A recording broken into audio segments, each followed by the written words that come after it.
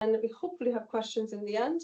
And let me introduce Amanda Rutter, who's going to talk to us about the challenges facing unpaid carers in rural Wales. Welcome, and off we go.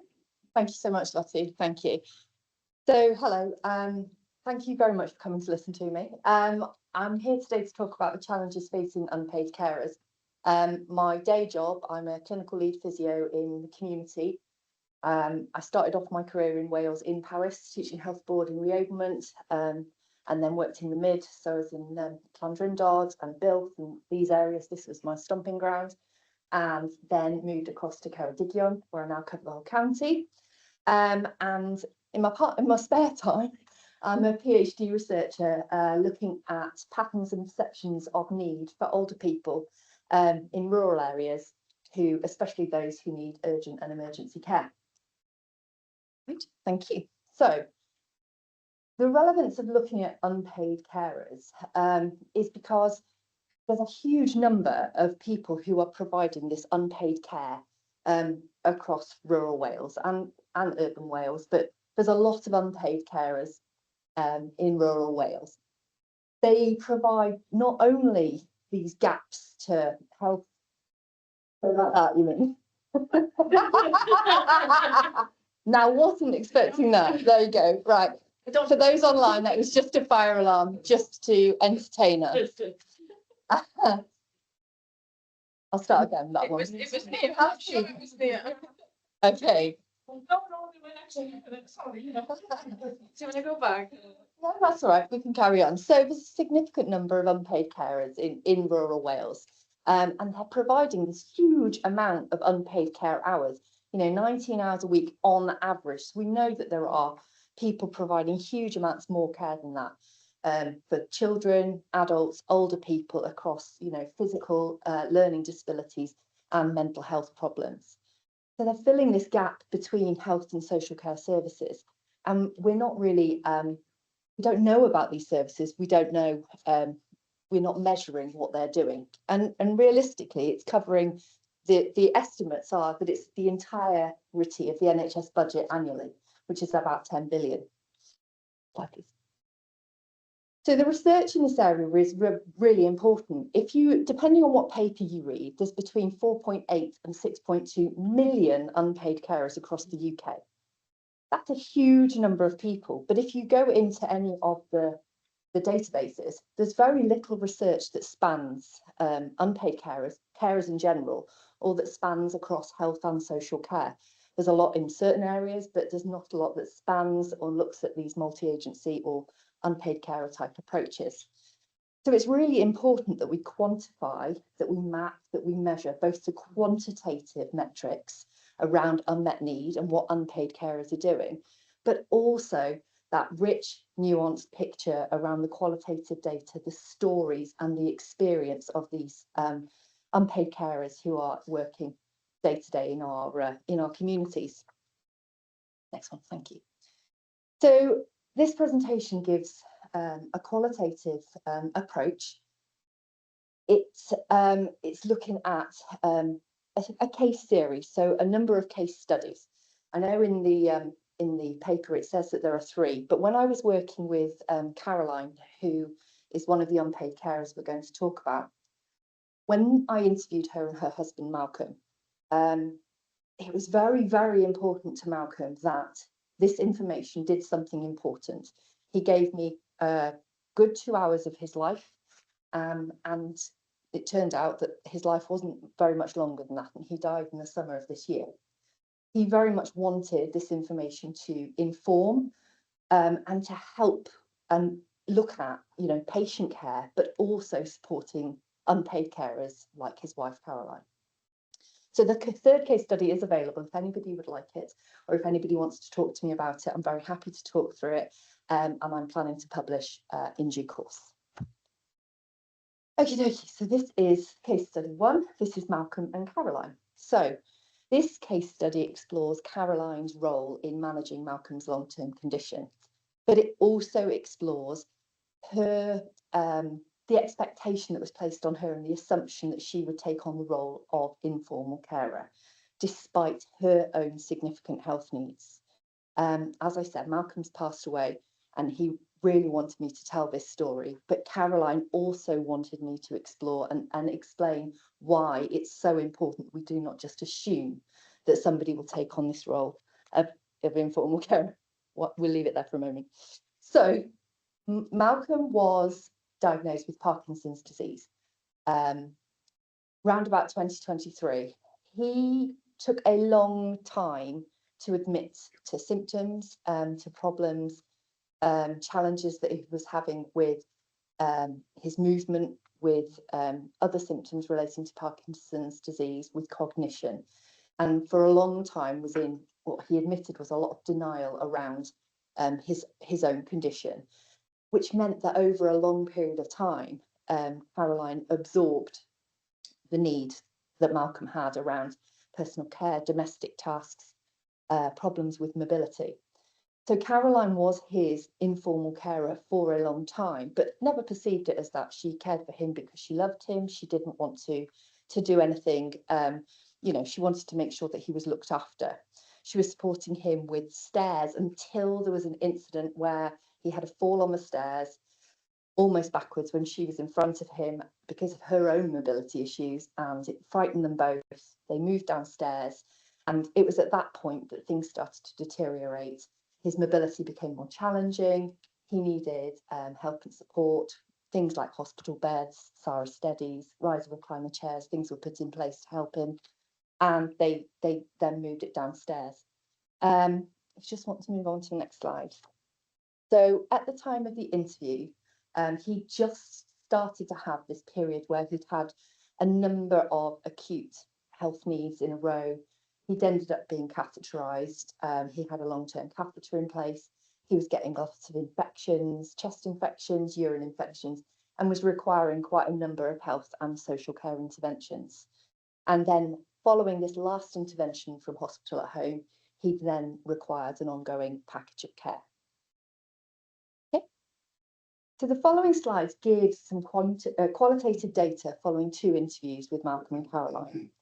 And it provides information from Caroline's perspective about the whole situation, meeting Malcolm's needs, her own needs, and how this influenced the whole picture. Okay, I can leave it on that slide for a second. So on being there's a number of themes, but the first is on being an unpaid carer. So it's essential, like I said, essential to remember many unpaid carers do not readily identify as carers. This is backed by the National Institute of Health Research and multiple other papers that actually, back this up. Carers do not want to lose their identity, and this was very much the key thing that came out through Caroline's interview. She was his wife. She did not want to lose this identity and just become enmeshed in just being his carer and lose this this relationship that they'd had for all the years. So it mustn't be assumed that a family member can or wants to step into this role as a carer. So several times during the interview, she said, "I'm not his carer, I'm his wife." And we explored that in a little bit more detail, and she expressed her frustration at the assumption. There was apparently just an envelope plopped onto the bed to say, "Well, you're his carer now." And she found it absolutely infuriating that she was just expected and assumed to step into that role. She felt the pressure to take it on. It had an impact on her emotional and mental health. But also, prior to this, Malcolm had been her informal carer because her mobility issues were that significant that he was the one looking after her before this decline. And that wasn't really taken into consideration. Thank you. So just in a bit more depth, then we explored her own health needs. As you can see from that top line, she had a number of, of health needs affecting, her own mobility, her breathing. And she felt that wasn't taken into consideration when considering this ability for her to care for Malcolm. It was just assumed she would take on these roles. And then, she was like, "But I can't, when we first got the wheelchair, it was for me, it wasn't for Malcolm. And now I'm expected to push it, and it was a really big thing for her and for both of them. What we can also see is that, sometimes what happens is there's an assessment of the person's needs, so in this case Malcolm, and then subsequently they're offered a carer's assessment. I know we're very good at offering carers assessments, but it shouldn't, in cases like this, there is no difference between this assessment of Malcolm and what Caroline can provide for him.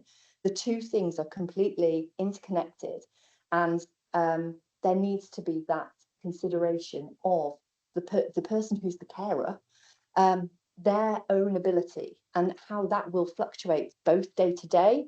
You know, some of these things are also mental health concerns. They can fluctuate very much day to day, meaning she might not be able to deal with medication more, you know, in the morning or in the evening with fatigue and tiredness and pain.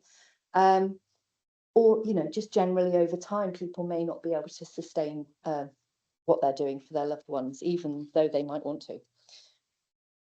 Okay, next one, please. So another theme that was very closely linked to this but was really important was that his care should not depend on me. And what we found was that despite the fact we'd had this period of health and social care through hospital at home with an assessed need for an ongoing long-term package of care 3 times a day, was that there was still a high level of responsibility that fell on Caroline, but also a high level of perceived burden that fell onto her. She didn't feel that she was able to step away from the care in any way, shape or form. She retained that responsibility for many areas of his care. And she found that exhausting, difficult to manage, difficult to think about.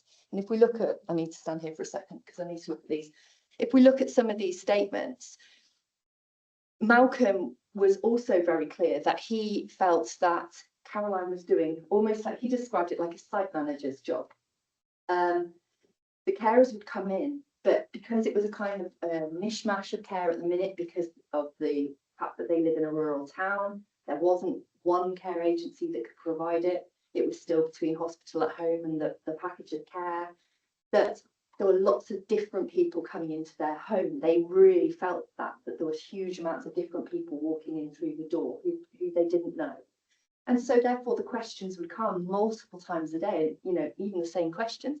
Where do we find the bedding? Where do we find the towels? Where does this go? What would you like me to do with this? Small questions might seem polite, but over time, Caroline, who's just trying to do her thing in the kitchen, trying to get her own breakfast, just found it absolutely exhausting that she was trying to manage all of this extra things. In fact, she had somebody come in and move a lot of her stuff upstairs so that she could actually remove herself. But that led to another problem, is that care should be provided whether she was there or not.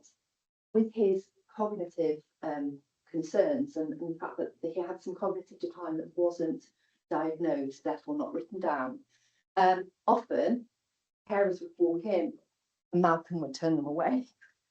And so, but because his needs were so great, and from a health perspective, he's catheterized, he was doubly incontinent, those needs couldn't be ignored. So Caroline would come back downstairs, the carers have gone, and she's left to manage the catheter, change it from the night bag to the day bag.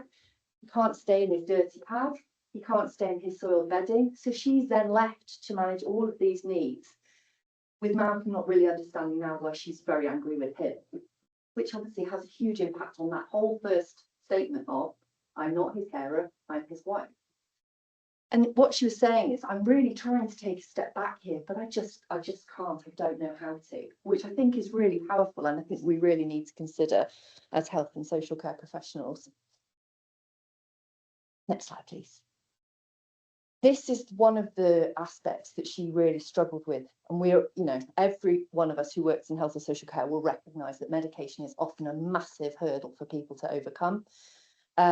It's a specific task that is recognised. Medication is contentious. It is very difficult for people to recognise, to manage. So as these slides indicate, there are practical difficulties within social care with having it on the care plan, having it on the MAR chart, carers having been agreed to do the medication, the whole of the medication being handed over to the carers and family stepping back. Or, and I recognise that we've said it, you know, well, can the family do that aspect to enable this to happen? So Caroline found it really difficult that she was still embroiled in like these conversations with cream, and it's not on the MAR chart, we can't do it. So she was still having to put the cream on his legs. And then a well-meaning GP had said to them on the phone, you know, well, you can get that over the counter. But as soon as, you know, yes, she could have got the Voltarol over the counter for Malcolm's knees. But as soon as she buys it over the counter, it can't be added to the MAR chart. There's no prescription for it, and it definitely can't be applied by the carers. So this increases that hidden burden for family members and carers. So to summarise their interview, there are many challenges of meeting both the patient's needs and the carer's needs. Obviously, we know, you know, that care and support must always include the person's own perception of need where they're able to give it, and include the carer's perspective of that. But the carer's needs must also be considered alongside that as part of the whole, not separately and not later. Okay, there are increased challenges for providing care and support for people when there's frailty, acute illness, pain, fatigue, difficulty communicating, cognitive impairment, which adds to the increased mental labour of that unpaid carer. And it's totally invisible. And the responses that we have as health and care professionals must be responsive to that, creative, from the bottom up. They've got to be problem solving, and they've got to come from the carers and the person themselves sort of own experience. So not all solutions are going to be the same for all people. We know that one size fits all is not going to work, and not every solution is going to fit for every personal family member. Okay, thank you. Next slide, please. You're already there. Right. This one is, so it turns out if you're writing slides and then they pertain to the fact that they're about your own experience and your father's experience, it's pretty hard. So I've practiced it a few times now, so I'm all right. We're all right. This is very important to me to share this story, which is why I didn't want to rush through it and then botch someone else's story, because I wanted to be able to tell this story. And it's been a couple of years brewing and I haven't told it yet. So my dad, Nigel, he moved to Wales 2015 following a stroke. Recovered very well. He used to be a film editor, so he lived in an environment where smoking and drinking were the norm, and it didn't do his health much good at all. Stroke in 2015, turns out he's had another one before that at some point, and then he had COPD, emphysema, lots of other ongoing complex health problems that interacted with each other. Diagnosed with cancer just before COVID, surgical intervention in COVID, which was a nightmare in itself. We won't go there. Not being allowed into the hospital, having him in intensive care, dreadful. Diagnosed with secondary metastatic cancer in November 2022. So his care needs increased significantly November 22 to when he died at the end of March in 2023. So that left me, he lived with me at the time because we'd kind of foreseen these things with all the domestic tasks, personal care, managing appointments, managing medications, and then taking him to the appointments and being there and advocating for him as part of that. And I just want to discuss the impact of rurality on these unmet care needs that sort of popped up, or some of them aren't unmet care needs, but they're challenges that faced me and him. So next slide, thank you. To start off with access.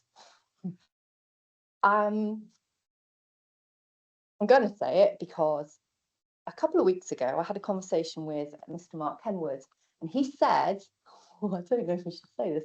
He said there's no difference between, he doesn't think that there's a difference between rural healthcare and every other healthcare.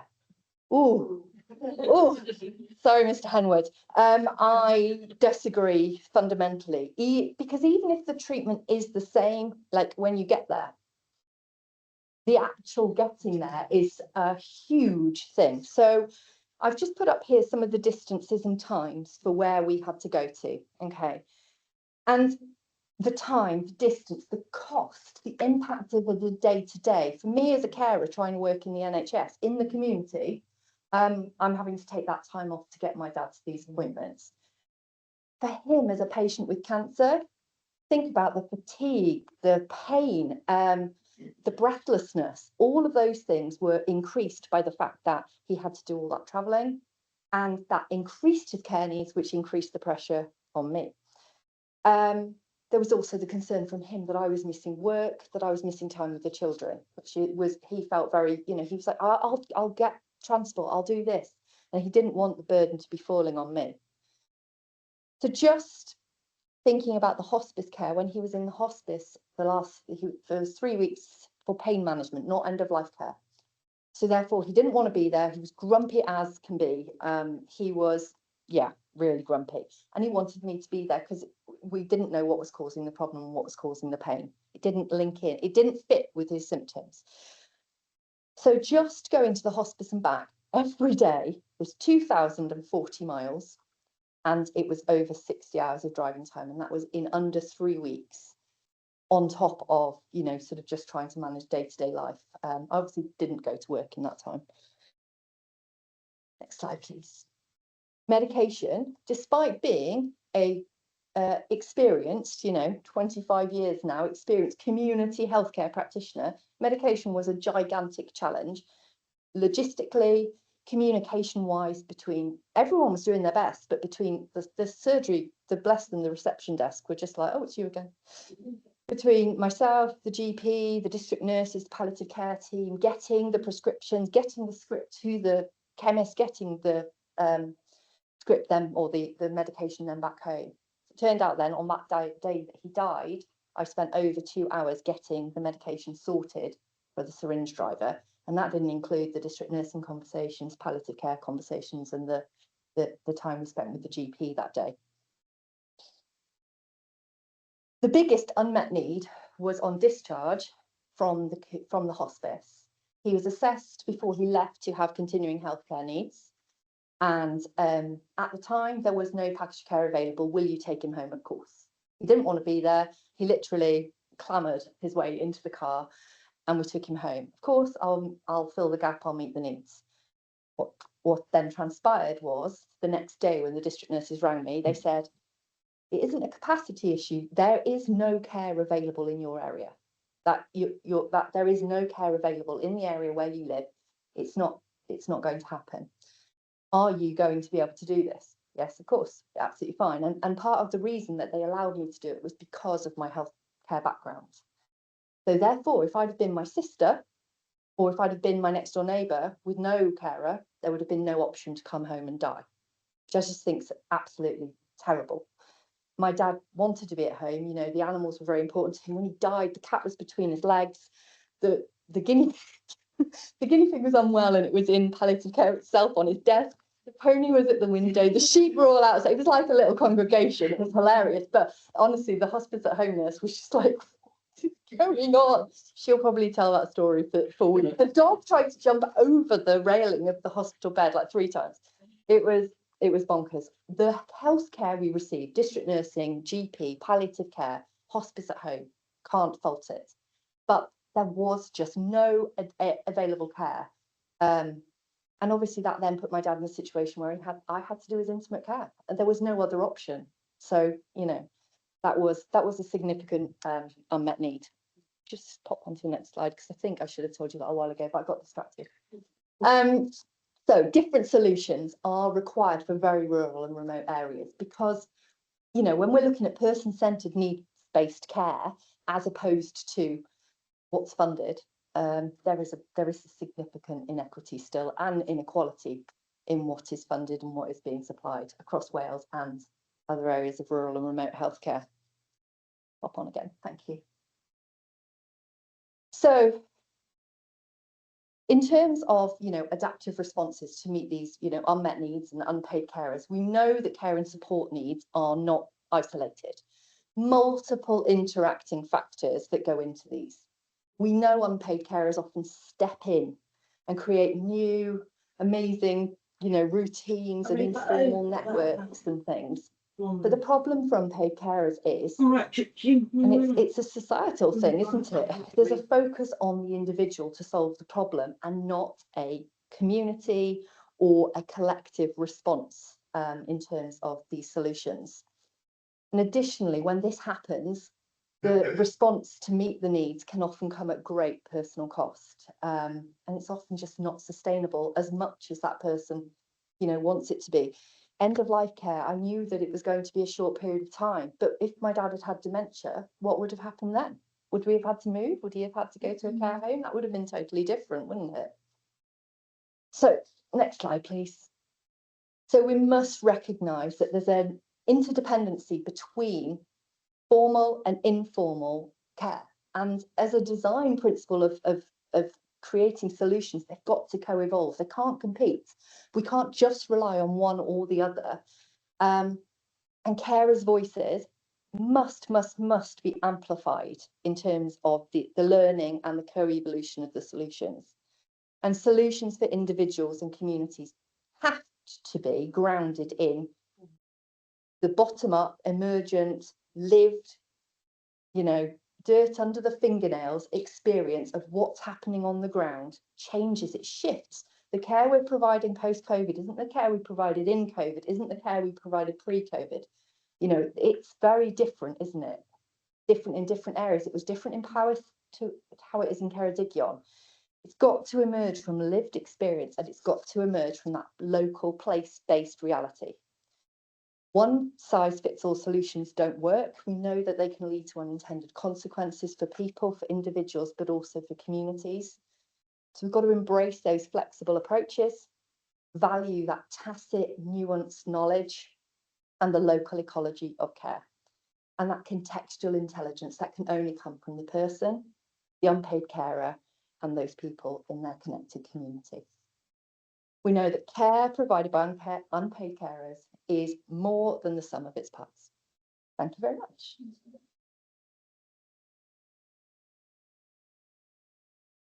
Oh, right, just about got time to get back to the next thing. Are there any questions? Or there's a few references on the next slide, and I do apologise, I did forget to put a slide on that gave you my contact details. But has anybody got any questions or anything that they'd like to offer or say just in response?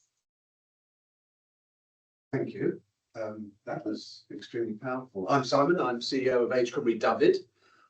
Recognise we are not a specialist carer support organisation, but I would average 85–80% of those people that we support or their loved ones would fall within the dynamic of the first example you gave, Caroline and Malcolm. Whether they self-identify or recognise or something like that, those challenges are just raw and real to us all the time. How do we change the system? How do we make things different? I went home last night, I was at a conference yesterday, caught up with some colleagues, and she was just relating to me that we are providing dispersal of funds on behalf of a local authority to support unpaid carers. Some of the new checks and balances this time around that they've introduced includes the requirement for the carer to receive either carer's allowance or an underlying entitlement. Yeah.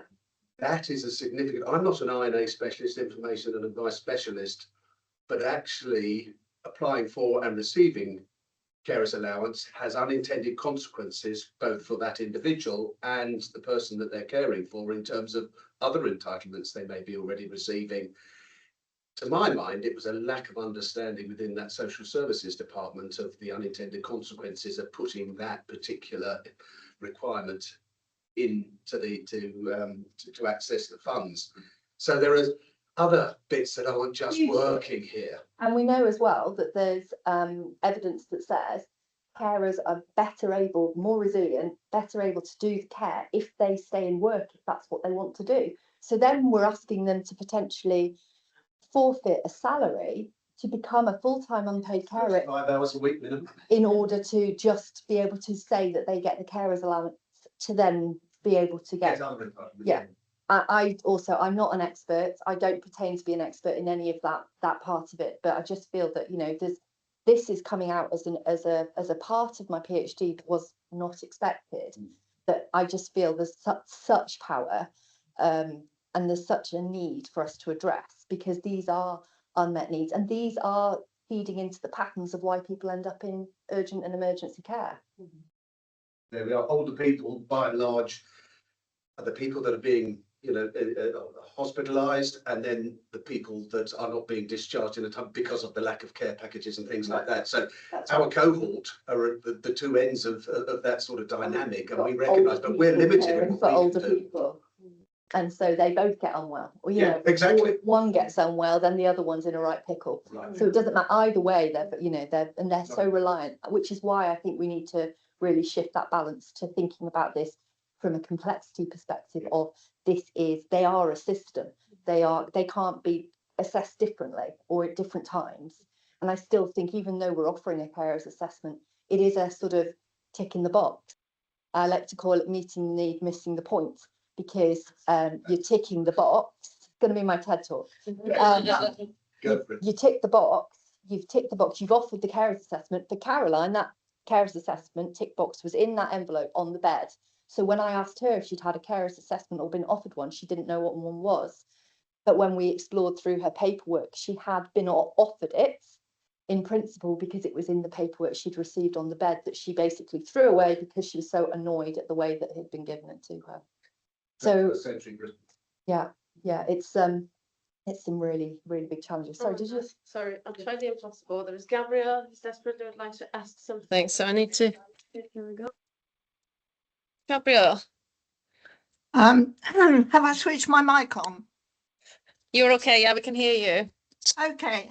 Well, thank you very much for an excellent presentation. It just resonates so closely to my own experience. My name's Gabrielle Heathcote. I'm a trustee of Credit Cymru, which supports unpaid carers in Wales. I'm based in Ceredigion. My background is in health and social care anyway. I could be Caroline and my husband could be Michael in those case studies.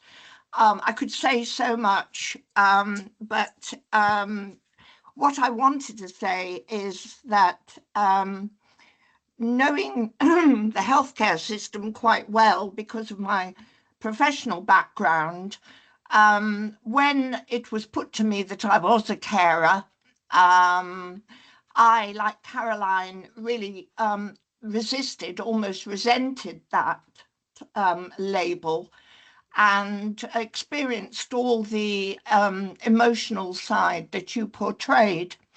One out of many. Gabrielle, you muted yourself. Could you just unmute, please? If I could just point out to one area where I've had particular difficulty in bringing the two systems together, formal and informal care, and the health and care provided by the health service and by social services, is in the area of having to fight very hard to get a machine which I could use to get my husband off the floor when he collapsed. And this was after I'd developed problems, stenosis and so on. And more especially, my problem in accessing, and this problem still remains, in accessing any data about my husband. Just one example of this was that he was taken into Glangwili Hospital as an emergency, and he was then discharged after a week during which I could not access any information about his condition, despite multiple phone calls. He was discharged on a Sunday, eventually in a taxi, without any discharge notes, and I couldn't access the discharge notes because they didn't arrive at the GPs until the Tuesday. And then I was told that because on file there was nothing to say that I could see his notes, I wasn't allowed to see them because they hadn't got anything on file. to say that I'd got permission. Oh. Gabrielle, you muted yourself again.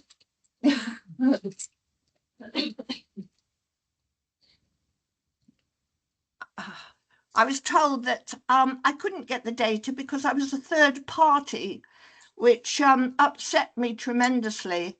So my husband, having been discharged from hospital, was without any kind of support. I couldn't give support because I didn't know what had happened. So I'm just highlighting this gap between you know, the expectations of the carer in the community having to pick up or run with the baton once discharged from the statutory services, and being in a state of ignorance as to what to do or how to do it. And even though I'd got power of attorney, that didn't seem to be good enough. I then eventually had to get my husband to speak over the phone to the surgery in order to get his discharge notes. So I Sounds incredibly challenging. yeah, this is just one of the challenges which you know, this lack of interplay between formal and informal care. This you know, so much falls into the gaps. And when you're in a state of cognitive dissonance about your role as carer anyway, as per Caroline and myself, it just adds to the stress, to the sense of responsibility, to the feeling that you are not you're not coming up with what your husband or your partner or your neighbour or whoever is the cared for person, that you're letting them down. Yeah, that, you know, all of that is just, it's so incredibly powerful, and what you're saying is not from some of the other interviews that I've done, and I think that's the importance of why we need to do more of this research and more talking about this, because there's this push now, isn't there, to a social model of care, which I find very frustrating. We've been talking about that since 2016, and we're still saying, well, we've got to go towards it. Well, we've had 10 years of moving towards it, and I'm not sure we're any closer. Maybe a bit. There are lots of bits in the community and social prescribing and things, but a lot of it, well, if you read between the lines, there's a lot that seems to be falling to unpaid carers. And like we've got in the community in Ceredigion with our, what are they called? It's gone up my brain. The list of the micro enterprises. They're not there. We're filling in the gaps. And I think stories like yours, Gabrielle, you know, those are very important pieces of the puzzle in terms of why what we're doing is not going to be sustainable long term for people, or it's going to be at the cost of people's mental and physical and emotional well-being, both the cared for and the people who are carers, you know, and the cognitive dissonance part, I completely understand, and I felt every word that you said into my soul. Thank you very much. Good afternoon. My name's Melanie Brindle. I'm the manager of the practice development team for Powys County Council. And basically what we do in our team is we deliver and commission social care training, or training for adult services, children's services, and third sector. So that's what we are doing. This is my colleague, Helen Williams. Hi. So I'm the digital lead within the team. So I kind of come up with some crazy ideas sometimes, and then I float them to Mel, and then Mel goes, "That's okay. Let's explore it." So yeah, as a team, we are quite diverse in what we do and who leads on what. But as a team, we all kind of really connect really well together. And we all got our strengths and weaknesses, and it all works quite well, actually, doesn't it? Yeah, and we are fortunate that, well, we would say it's fortunate. Our senior leads may not always say it's fortunate, but we are fairly creative in the way we are working. So we get some very good ideas, and that's basically why we are here today. I'm not going to give you a whole introduction in respect of Powers, because I think you all know where Powers is and what we do.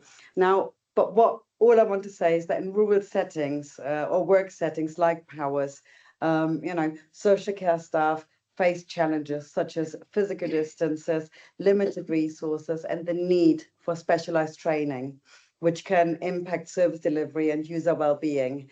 Now, post-COVID, it became evident that our existing training methods, they were inadequate for the complexities of rural social work, and also sometimes the rural health delivery. And traditional training methods, they failed in addressing these complexities, making it imperative to explore more innovative training methods.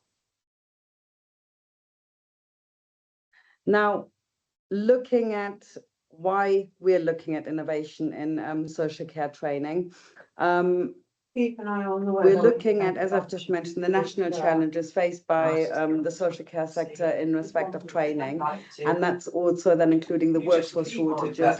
There's a huge training fatigue.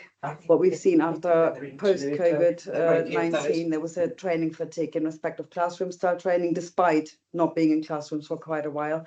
And then also there was a lot of online, a lot of e-learning, and there was just a complete fatigue with that. So, but also at the same time, we needed to keep budgets in mind, because training budgets, again, same as for health boards, it is for the local authority. They're getting smaller and smaller, and we have more and more people to be to train. So we were looking at the need for engaging more scalable and much more engaging and effective training solutions. And Powers' rural context has driven us to adopt digital first approaches to overcome the challenges. And again, the benefit we had in Powers, because it is such a huge county, is that our IT has always been pretty good and very supportive of changes and of lots of ideas. And we've been very, very fortunate with our IT people there. You want to? Is that still mine? Yeah. Now, we're looking at our journey, and that is basically looking at our strategic goals, which have been accessibility, quality, and engagement.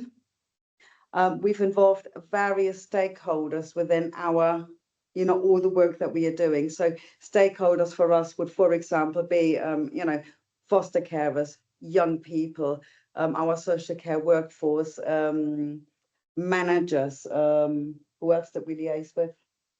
Oh, lots of people, wasn't it? Yes, yeah. And we've always worked together with them to ensure that we've got a comprehensive and exclusive approach. And that's where pretty much where our journey right at the beginning started, was the complete consultation with all of them. And you have to bear with us, both of us are poorly as well. So I need a little bit of a drink at the moment. I'll pass over to you. So what we created over the past few years, as Mel has touched on, we've embraced digital innovation to enhance our learning delivery. Yeah. So we created this user interactive, multimedia rich ebook. So these focus on key topics such as safeguarding, dementia care. Our adult services induction is also created as an ebook. We've also done a manager's induction program. So we concentrate on sort of like vital areas that we know practitioners need, and where we were getting most of the feedback from in terms of we need to change that delivery if it wasn't working for whatever reasons. So what sets these ebooks apart is their really thoughtful design. So we've used icons as visual cues. You can see on the screen, you can see, I can't point. Do you want me Just to point? there. We've used these icons throughout the book. So this helps them to navigate to the sections and the resources that they need. So rather than saying this is a resource and word it, when staff are really pushed for time and they just really, I've only got 10-minute break. I want to do some learning, I've got my coffee. They can flick through the book, find that resource so this one is a bite-sized briefing. They know that that's the time that they've got. We've also put timings as well at the bottom so they can see really quickly, that's a bite-sized briefing, that's going to take 10 minutes. I've got 10 minutes, great, I can do that resource. So it's about really having those visual cues that enable that really quick and easy access. And also, sorry, No, if I come in there, where that came from is that, and I was explaining that to Lottie earlier on, is in 2020, the Learning and Development Framework for Foster Carers came out, and that was basically a nationwide program whereby foster carers were required to undertake 12 particular modules following their registration as foster carers. Now, I was the fostering team manager in Powers North at the time, and I had 2 members of staff coming to me saying, Mel, it's a really nice and pretty document. It's quite big, it's got pretty pictures, and it's got lovely colours. I can't use it because I've got additional needs. I'm dyslexic. And then moving into my team, and it didn't really take off nationwide, did it, Helen? No. And then moving into the role where I am now, Helen and I sat down, and Helen said, okay, so why don't we just take the whole document apart, consult with the foster carers, which we did, and see what do they want in that document, how do they learn best, and that's what we did. So, and I was saying to Lottie earlier on, we had one foster carer who was telling us, who was saying to me, right, Mel, the time when I've got downtime, when I learn, is when I walk, Colin the dog, and I can listen to podcasts. That's the way I learn. So what Helen did is she took the ebooks, took the whole document apart, and we've put in for each module as many different types of media as we could find. So for example, there's vlogs in there, there's podcasts in there, there is TED Talks, traditional research, so that Helen can go and think, right, I've got 10 minutes before picking up the children, from school. I fancy sitting down, just look at that 2-minute video. And then I can consolidate the learning afterwards in a supervision with my supervising social worker. So that's where the idea came from originally, which then came into. Yeah, so we've created these ebooks then following on from that feedback from foster carers around, well, actually, how do they want to access training? What do they want? So we feedback around, as Mel said, that training fatigue. But what does it look like? How do we, navigate into this new future of digital learning? When perhaps some people don't want to access it. And as we were talking earlier around, a foster carer says, I'm not interested in digital. I don't want to access anything digital. And through explaining and working with them on the books, they then went, okay, I still don't want to access digital, but I can actually see that you have listened to us in what we want to achieve and what we want to get from that framework. Because it was telling us where training, what training I needed to do, but not where to access it, how to access it, what it can look like for me, how is it going to engage me as a learner, what do I want to get from it? And now they are actually using this ebook themselves because they've seen how that can help them in their learning journey. So the variety of learning, as we said, the resources are there to support each of the learning preferences and learning styles that people have, not just, as we said, foster carers, but across the whole workforce. And it helps them to engage with the training. So what we're trying to promote in Powers is a learning culture. It's about giving that personalised learning experience back to the individual. So it's not us doing to them saying, you need to be doing this training. This is how you need to access it. It's about, right, what do you want to learn as part of your learning journey, about your professional career development, how you want to support the people and families that you were supporting. What do you need to know? And within these ebooks, as we said, because of the way that they can navigate, it's really quick to flick through, jump to sections that you need to know about. So as I said, they're incredibly flexible. There's no need to log on to any IT systems or servers because they're all web-based. So staff can access them on their phones, their tablets, any kind of devices. That goes across the board, as I said, not just internal staff, we can have people from partner organisations, foster carers, shared lives carers. And this then also means that learners can engage at their own pace as well.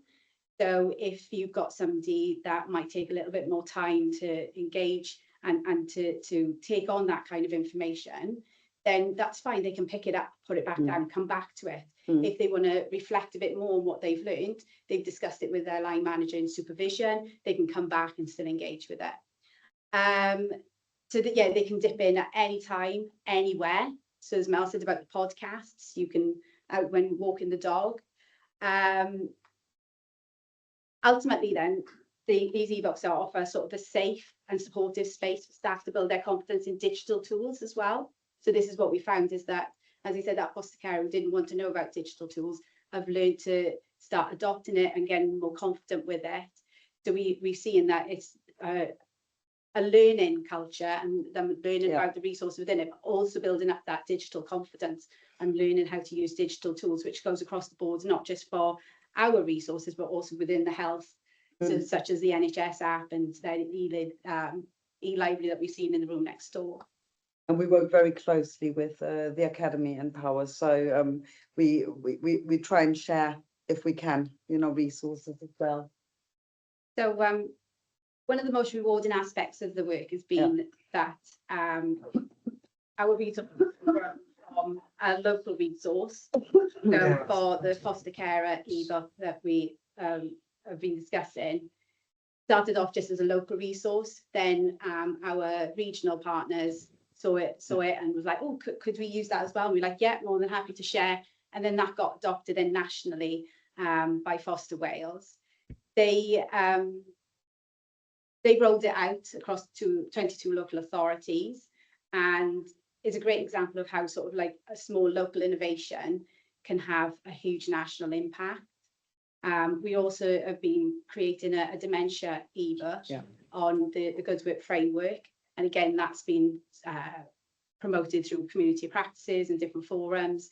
And there's talk as well around whether that could go as a national resource as well, because what we're developing isn't just something just as a local need, it is as a national need as well. So some of the feedback you can see on the screen, the head of Foster Wales, he described the ebook as having an extremely positive impact, particularly in helping foster carers overcome barriers to learning, such as time constraints, confidence and literacy. And one example that he gave us was around a kinship carer who with a sport used the ebook to build confidence and eventually attended an in-person training. So it flipped totally.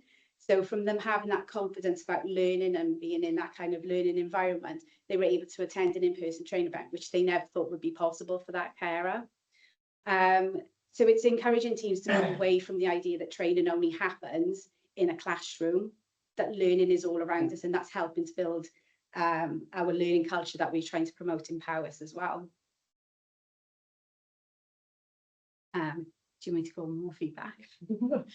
So yeah, we got more feedback as well from across the board, as you can see on the screen, from people that have been using books. And each of the ebooks, as we said, is always developed with the audience that we are promoting to. So it's never we just sitting in our homes, offices, creating these books. We're always engaging with the people that it's impacting. So we've had team managers, we've had social work students, we've had health colleagues, we've had nursing students, all engaging and giving us feedback and testing. So that's really vital for us. And when we're creating these ebooks, that we are testing it with the frontline staff that is there to help gain that feedback. Does it work for you? Because what we're assuming of, you know, the time constraints on the front line, that you need those bite-sized briefings. Does it actually work for you? Yeah. Or is there something else that is? And that's what we're taking back, and we're always constantly improving the ebooks from that constant feedback that we get in. Okay. Yeah. Okay, and then we thought, after we passed on the ebook to Foster Wales, we're successful with other ebooks. We thought before we get really big-headed now, we need to have something else, and we need to find something else that we can concentrate on. And we thought, okay, you know, where can we take it from here? And again, we looked at adult learning styles, we looked at the needs, we spoke to people, and then we thought, okay, there's different, we've got the ebooks now, we've got online learning, we've got e-learning, we've got classroom style learning. What else is there? What else can we do? And then we thought, okay, there's a lot of training in respect of virtual reality already coming out. And what was really impactful, and some of you may have seen that, is is a module, virtual reality module on in respect of domestic violence, and that's basically demonstrating baby in the room and the effect it's got on baby in the room, domestic violence has. And there is quite a few, as I said, different virtual reality modules out. However, most of them have actors involved, most of them have been filmed, and we thought, okay, there's millions of people who are gaming. A lot of people like gaming. Adults like playing. They are not that different to children in that respect. And also adults learn by experience and learn by doing. So we thought, okay, where can we take this? And then we managed to get together with a fantastic company, which is Goggle Minds. They're Cardiff based. And we looked at what can we develop to have fully VR based modules, because that would work for Powers. We then looked at why would we use that, and we looked at 4 different modules that we wanted to start with, which was on the neglect tool. And I'm just going to go off my notes now. Sorry. We looked at the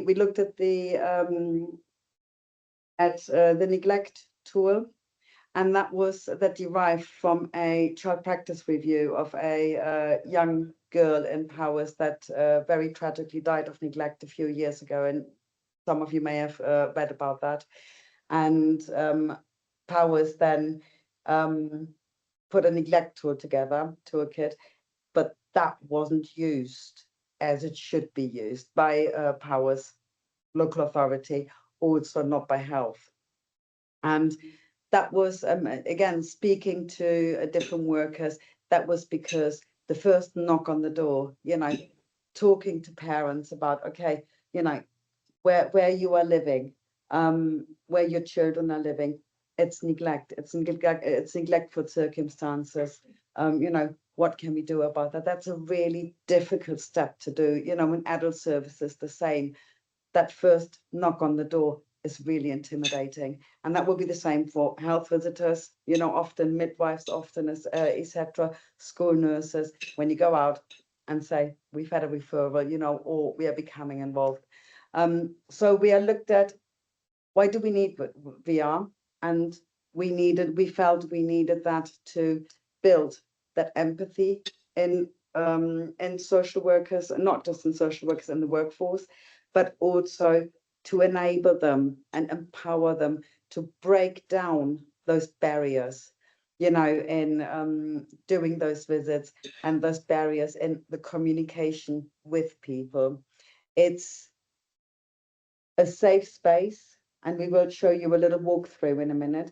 It's a safe space for workers to go and say, okay, I can do this module. There's a 20-minute modules that we've built with the neglect module.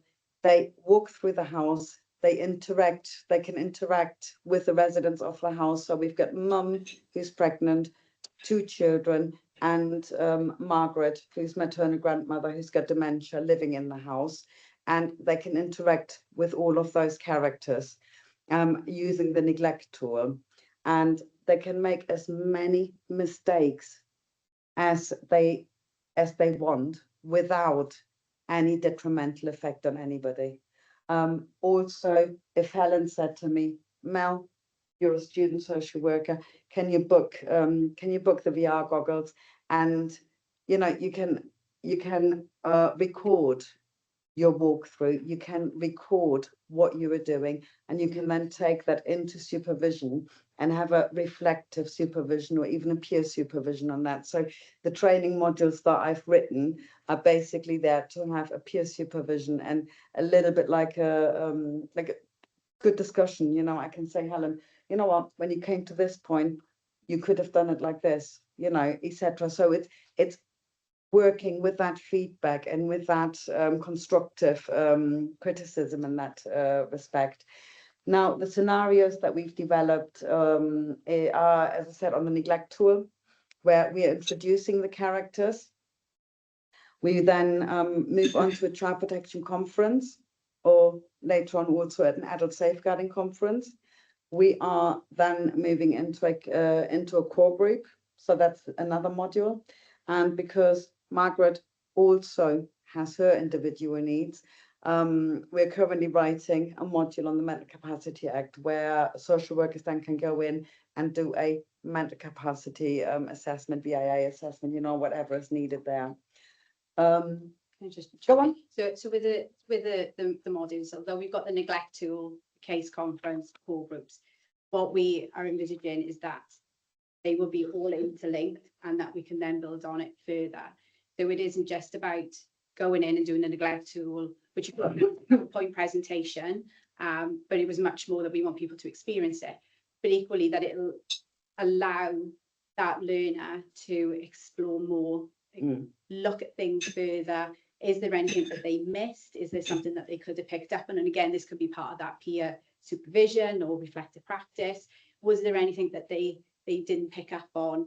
Is there something? So again, as we've got Margaret, you know, there's a lot of medication around, and then of course that could then make workers think, oh, actually, do I need to be looking at the Mental Capacity Act, and then follow into that module? So although they sit individually, they very much are interlinked to help build on that story and for that worker to really experience what it could be like in real life. Yeah.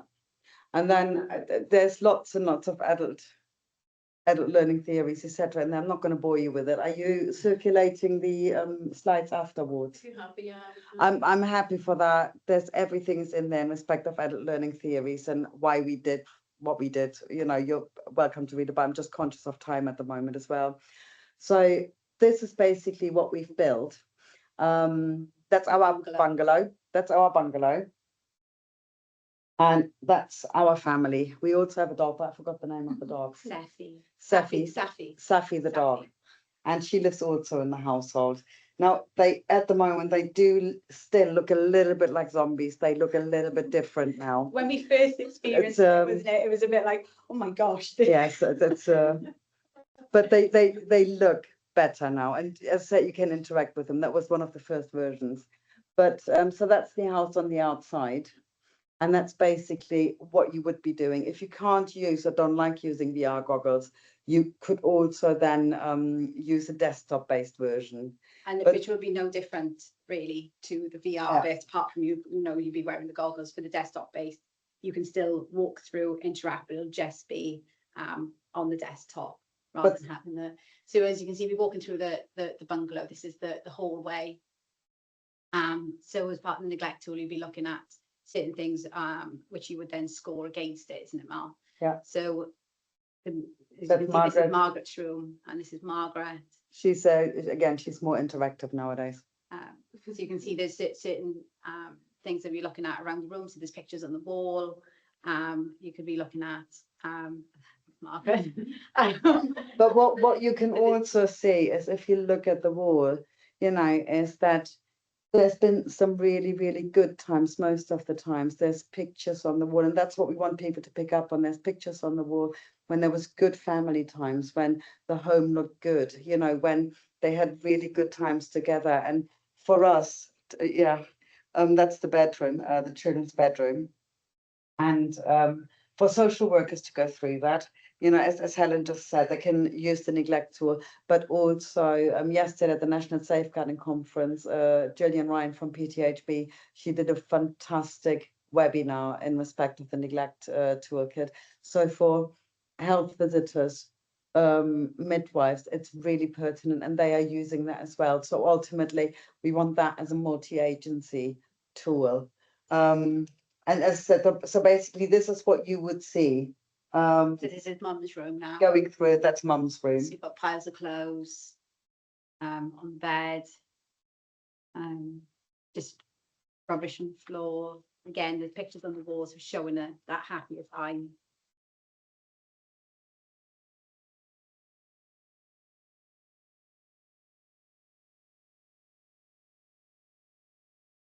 And then the back in the hallway. into And the again, bathroom. when we worked with the developers, they were quite shocked by but what we've specified, and it was a back and two and back and How two. far you could go with it, wasn't it? But- What looked. Recently, and again, yesterday at the National Safeguarding Week, when doing the neglect tour, there were in the presentation, there were some photos of a house that that we've recently been involved in. And it wasn't that far off of what you're seeing. And if you've worked, you were there, weren't you?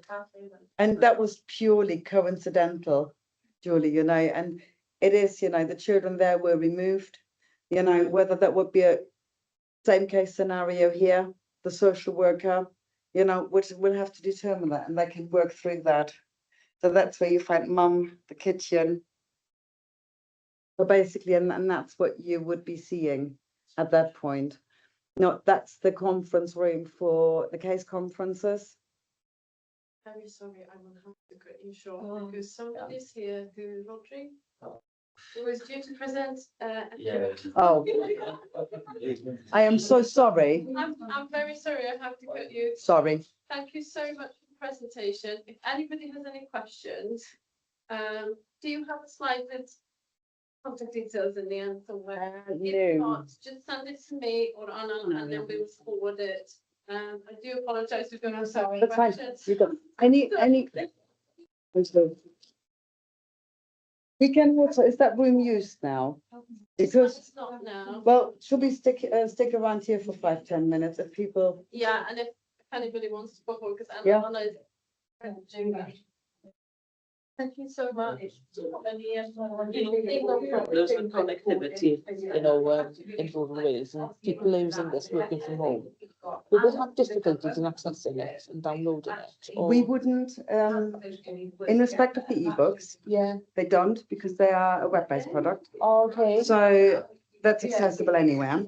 yeah, In respect of the VR, yeah, those are sessions that we will do classroom-based, which is okay. an interesting one, because what I want to promote is the group discussion Oh, okay, afterwards. fine, okay, And in terms of the module being on the headset, yeah, when you've got Wi-Fi connectivity, you download, Yeah. the module will be downloaded onto the headset, so then you can go anywhere and it So work it's- offline. so, just on okay, the you can do it headset. offline, okay, fine, So then as long as so what you can do is you can connect your headset to the laptop. yeah, So like now if we had one, I could put it on, connect it to the laptop, so then you could see it on the screen, what I'm going through, so Okay. you could do it as in that yeah, terms of a classroom-based scenario. Yeah. One person has it on and you go through it and do that. You can have it as individuals and Yeah. then you come Yeah. back and do it. So there's lots of different ways in how you run it, Yeah. but once it's on to the VR headset, it's on. So in terms of like Yeah. when we do an update, as long as we just get a bit of Wi-Fi connectivity beforehand, do the update when you're in the room, doesn't matter when there's no Wi-Fi. oh, that's good to know.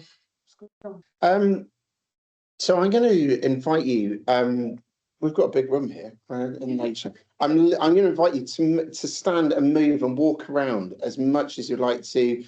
Use the back of the chair, yoga, the paraphrase. But genuinely, we're just reflecting around how our day. The day is quite easy just to end up sitting still.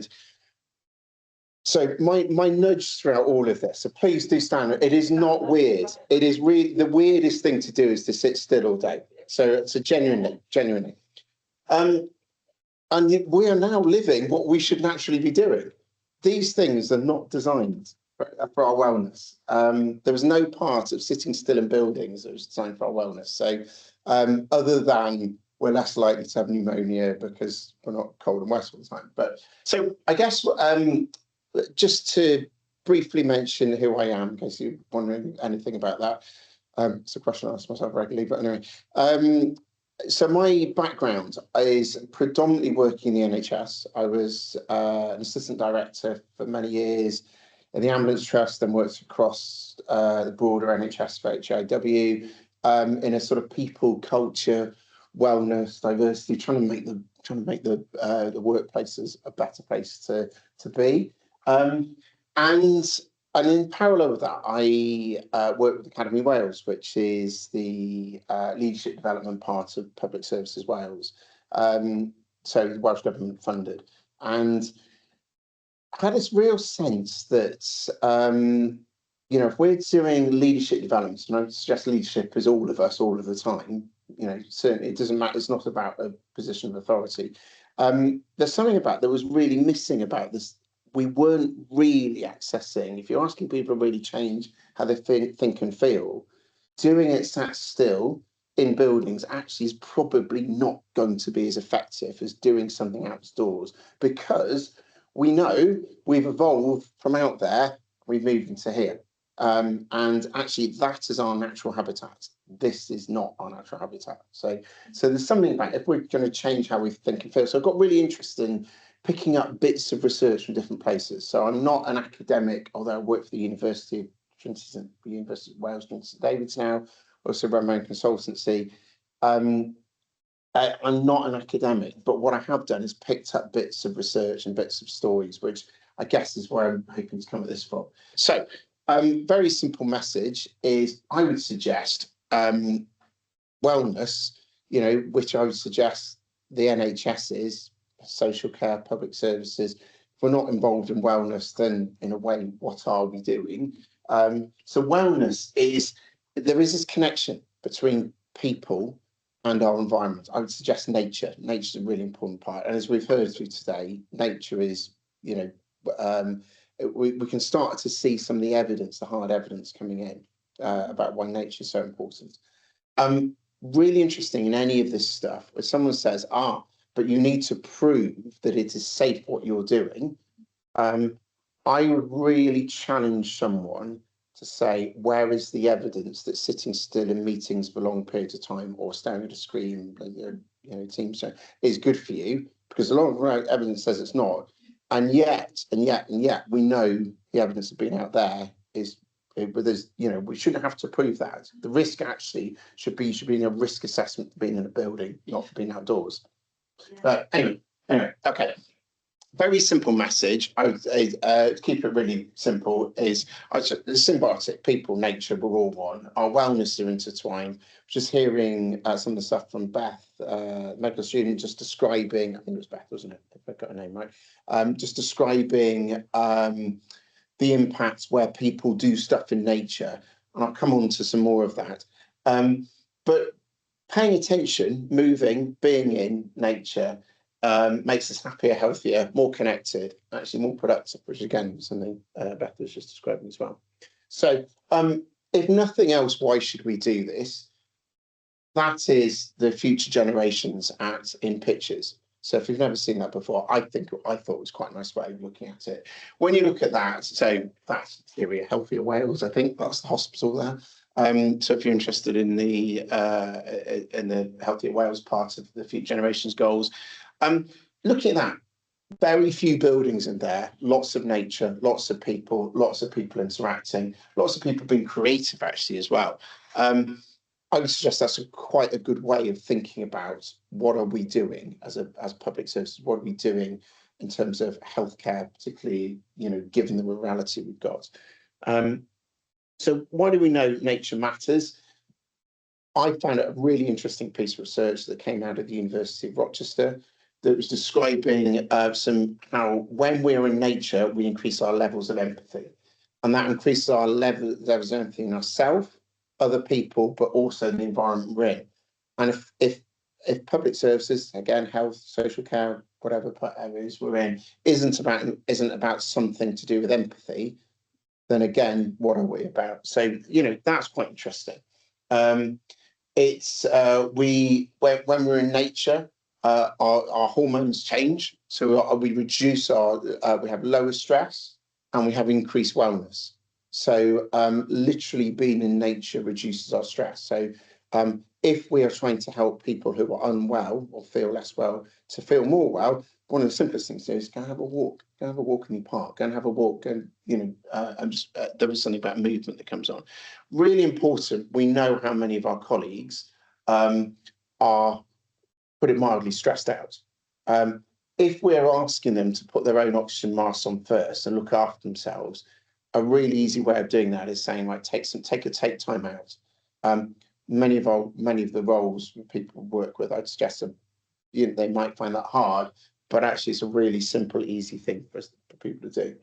And again, I mentioned it earlier, it's our natural habitat. So being in nature is our natural habitat. So some of the evidence, the research that has come out in the last 4 years or so, even just 20 minutes a day in nature increases our levels of wellness. So 2 hours a week, 20 minutes a day. Can we all manage that? I'd suggest probably. So that's 120 minutes per week. What we know from research is that there was a 55% reduction in mental illnesses, people spending time in nature. So again, thinking the world we're in, there's some stuff I'm interested in, things like the addiction economy. We know a lot of things in our lives are making us less well. We're becoming more stupid by having these around us. That's basically due to attention. I won't go into too much detail of that, but it is reducing our mental wellness. Just being in nature reduces, we have lower mental illness. Children who spend time in nature consistently have lower obesity levels than those that don't. Again, quite interesting where we're heading for a world where childhood obesity is a major issue. Major issue now, it will be a major issue if people go from childhood to adult obesity and stay obese all their lives. We're going to be dealing with the consequences. I find it's quite interesting bit of research as well, where communities spend time in nature, where not everyone, but more people spend time in nature, there is lower crime. Again, that's quite interesting. So why does movement matter? To just going for a walk in nature, there's a few things I suggest brings into this. We feel better, right? Our endorphins get a nice big spike. We think better. So one of the bits of research is John Medina, who's a neuroscientist, produced this book, Brain Rules, and there was a couple of videos, and again, if people are interested in it, some very short videos about why the worst thing you can do in a classroom is to tell people to shut up and sit down. The best thing you can do is say, stand up, move, and and again, in any learning setting, so thank you very much for playing, standing up and moving. Because our brains produce BDNF proteins, which is basically brain fertilizer. So the more we move, the more our brains produce BDNF proteins. It's our natural state. So what the anthropologists have looking at human history, our brains evolved at their fastest, where on average, we were moving about 21K a day. So think if someone's saying, I'm going to go and do a half marathon, and going, yeah, we did that all the time. And by the way, it wasn't with nice trainers and on a nice footpath. We used to do that through dense undergrowth. And in fact, some of the research says we were going up to doing a full marathon every day, so about 23, 24 miles. So if someone says, can you do a marathon? Yes, your body is designed to do it. Now, none of us in this room, we're all unique, right? But our physiology is not unique. Just think about our different bits of our body. We're bony, we're a bit weird, we are designed to move even at night. You lie in bed in one position, you're going to get bed sores. Any nurse will tell you that, which is why you have to turn patients over and all that. Moving is our natural state. So just recognizing that's what we should be doing. So, and actually, I'm not seeing detailed research on this, but it looks as though moving every 15 to 20 minutes aligned to the fact that our brains can't concentrate for more than about 15, 20 minutes. We should be regularly having these break states of standing up and moving. So next time you're in a Teams meeting for more than about 15 minutes, stand up, move. And if you're leading the meeting, encourage people to stand up and move. And I've got a couple of tips on things we can do as well. We know that when we move, anxiety levels reduce. So if someone is feeling anxious, the worst thing to do is sit still. The best thing they can do is stand up and move. So if you're sitting still and you're feeling anxious, the toxins build up in your body. If you move, they start to dissipate. They start to move around your body and then move out. Add in a bit of an endorphin hit, you've got a double whammy, right? So mentioned about increasing endorphins, mentioned about with BDNF proteins produced. We also, when we move, our brains become more plastic. So increases brain plasticity. Really important in terms of aging well as well. We think of our aging population, we think of people who are perhaps cognitively starting to struggle more. One of the importance of movement, helping people stay well and moving, is a really critical part of this. And mentioned earlier, we used to walk about 26 miles a day, just to hunt for food, right? That is where our brain evolution went at its fastest. You may have seen some of the cartoons of we're going from this to this, and now we've gone back to this because we've got the screens in front of us. But that's why it's just movement matters. Why nature awareness matters. Well, again, it's better for our mental health. So we know research from mindfulness showing that just paying attention to something deliberately increases our mental wellness, and it also increases our physical health just by paying attention to nature. And it's also our natural behavior, right? When we were hunter-gatherers, we had to pay attention to the world around us. If something didn't look quite right, didn't smell quite right, we probably weren't, but if someone says, is this mushroom poisonous? Well, or is it, sorry, more to the point, is it edible? Everything is edible once. The second time, take a chance, because you may not get that. But what we know is paying attention to nature, again, it reduces our anxiety. The research has shown that when we pay attention deliberately to something, particularly nature, our cognition levels increase. So one of the great things that we're aware of using brain scanners is that if you look at the difference between Buddhist monks who spend a lot of time meditating, deliberately paying attention to something, and people who are living in cities, very busy lives. Okay, look, there's a lot of differences around their lifestyles, but the different parts of their brains that light up are showing us that the monks can have much better cognition and can pay attention in detail to a much greater extent. Again, we might think we're the cutting edge of the world because we've got these, we've got our busy lives, we've got our children, we've got our work and the rest of it. Actually, we're kidding ourselves in many senses. When we pay attention to nature, we get better sleep. We know sleep is critical, absolutely critical for recovery, for wellness. And I say that as someone who takes triathlon pretty seriously and a British team now. The one thing to keep people saying, and when I'm talking to one of my British coaches, is to say, if you have not slept, you cannot train properly. So getting good night's sleep is critical. It's critical for all of us. It is essential for our recovery. It's paying attention to nature really helps us do that. It helps on mood regulation. So if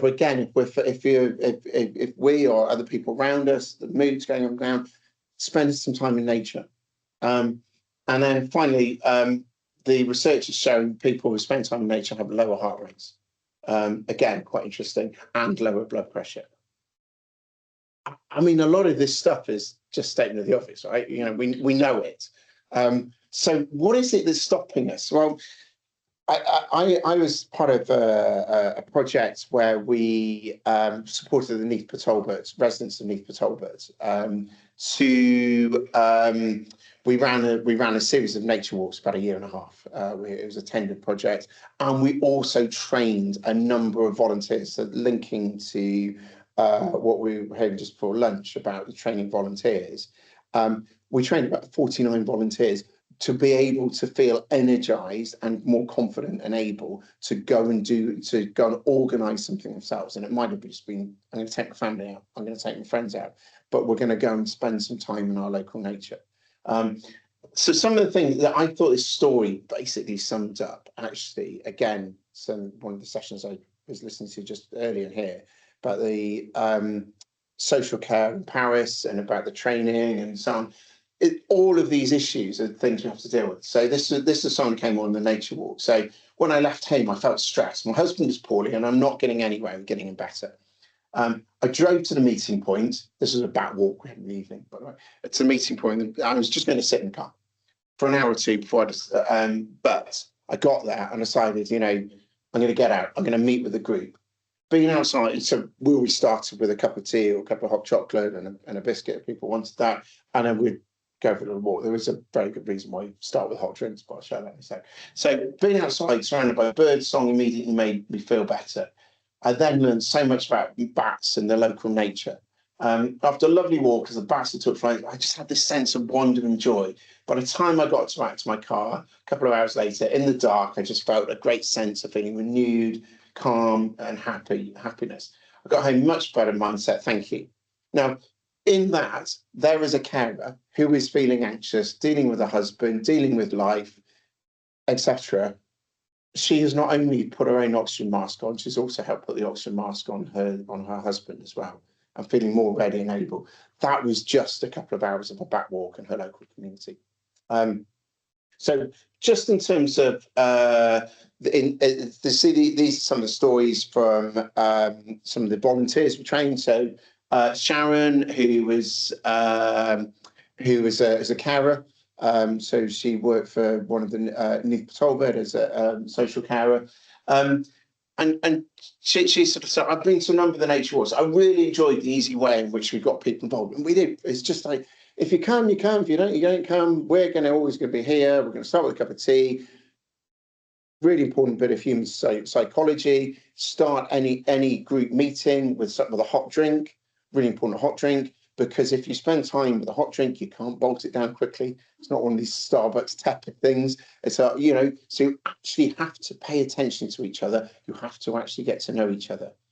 There's also an act of servitude of making someone a drink, which makes them feel more special. But which is why those kitchen conversations. Someone comes to sit at your kitchen table, have a cuppa, make them a cuppa. The world can suddenly be opened up.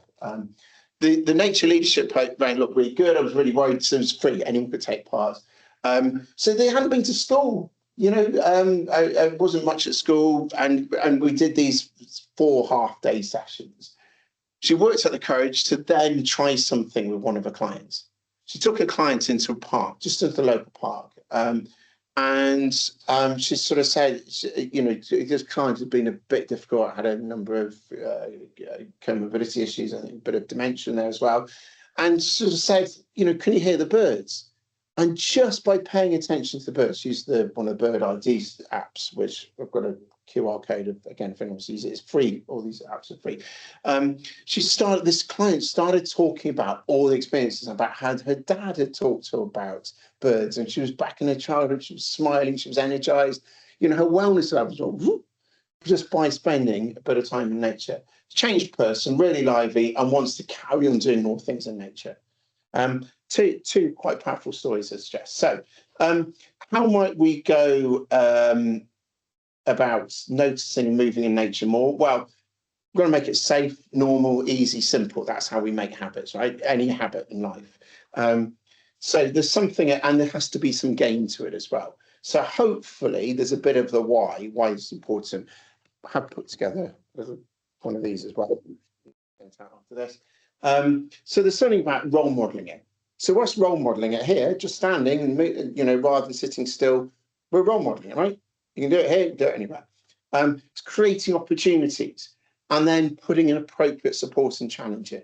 So if you see, if you're supporting challenging yourself, next time you sat still for a long period of time, right, I'm going to have 10 minutes just walking around outside, or I'm actually going to, doesn't always work as well saying this, but I might park the car a little bit further away and actually deliberately walk through nature. Now, I know, a lot of people I've worked with in the NHS over the years saying, well, that's all very well. You're male and you don't have to walk through a darkened car park. I get that. So I'm not, this is appropriately. Something about sharing stories, and stories we know are a really impactful way of creating change and getting people involved. Technology. So yes, these are making us stupid, but they are also can be really helpful for measuring step counts, for doing some nature ID. Meetings, Why do we have to have meetings indoors? Again, depending on the time, look, if it's a board meeting and there's lots of papers, it's sort of the wind's blowing everywhere, it's not working quite so well. But if it's a creative meeting saying, look, we're going to, or even part of a meeting, you know, the next time there's a meeting you're involved in and you're having a conversation, actually we're a bit creative, let's just take this outside because we know we're going to be more creative outside. There's the commute, however that looks, you know, it might be changing, might be using bikes or walking. And then there's the ways of actually what is your policies, processes, norms in your world. And again, this applies equally at home as it does in workplaces. And then the Nike, just go and do it. Just go and do it. You know, don't make excuses. Let's go do it. So these are all apps, QR codes for apps. Again, don't think I have to do this now. The Merlin Birder ID app, really useful. I would suggest just going and standing outside because again, it forces you to slow down. It forces you to stop. If you're talking, it won't pick up the bird song. So and then, you know, whether you're interested in the birds or not, actually going, it's showing me I've this bird. I wonder if I can see it. And then next time, was that the same? And then, by the way, in the Merlin Bird ID app, it's also got a number of bird songs in their pre-recorded bird songs. We've got seek bionaturalists, so any plant, any animal, take a picture of it, and it will automatically identify it. Look, there's limitations. They are AI generated. So if it's telling you there's a sort of a tiger, and you sort of think there's not a tiger in Paris, well, it might be, but there's not a tiger. You know, there's a limitation. Or if it's telling you it's a particularly poisonous snake that's only found in the Amazon, it's probably not of it, but that's pretty rare. There's the Woodlands Trust app. There's which one's that one? I'll come back to that. And then LRCA, LERC Wales app. The ecologists. So any data you record, ecologists can then use that on their databases. I guess some of the things my questions I suggest, if you're interested in any of these, is, you know, what are you starting to notice? If you take time in nature, moving in nature, what are you noticing about yourself, other people, the environment, nature? Just noticing some of the feelings, some of the ideas, some of the thoughts emerging. Then what are you going to do? What are you going to do for yourself? What are you going to do, colleagues? What are you going to do for your organisation? And again, let's not make excuses. Let's go do it because we know this stuff's important.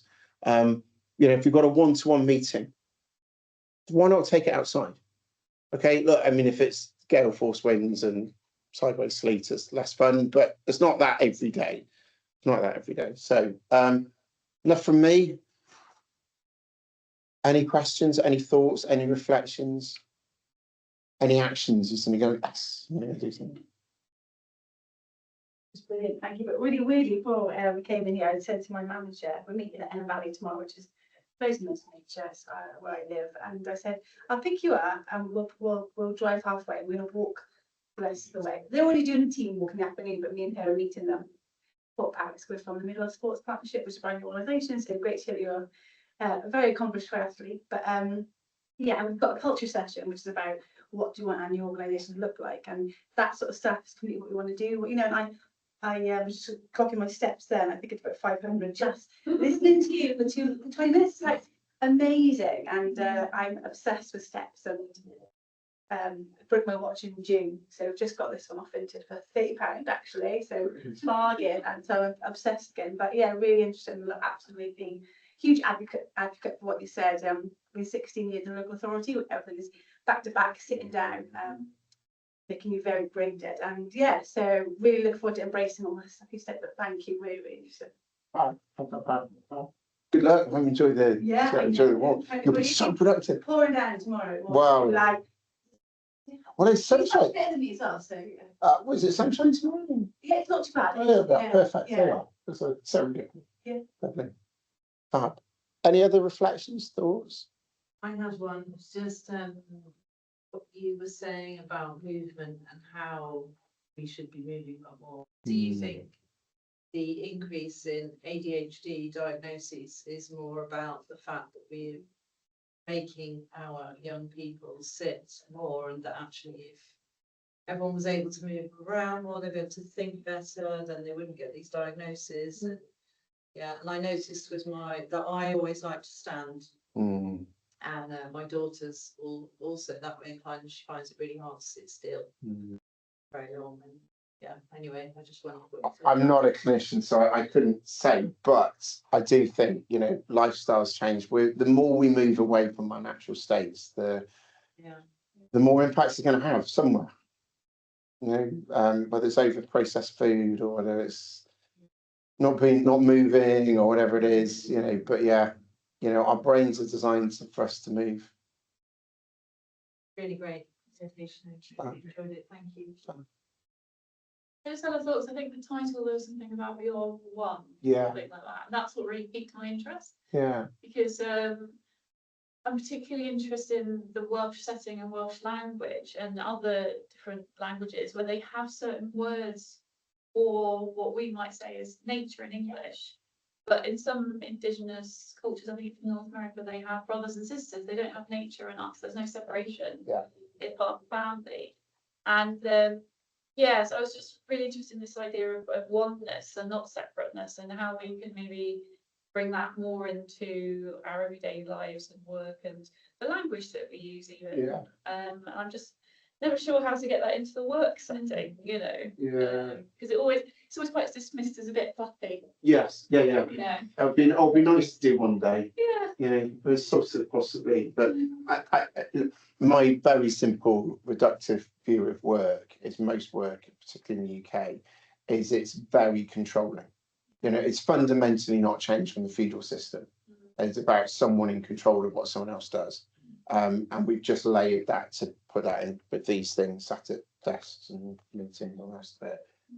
And, you know, the oneness part of it, absolutely. I mean, we're struggling with the culture, right? You know, and this is where I think the Welsh language does really bring something in. Even just the sense of Cynefin, sense of place. There's something in that, you know, which is that perhaps more towards that oneness. Yeah. Very sorry. Sorry, sorry. We have to go back to the food. Yeah. Very Fab, excellent. Thank you very much.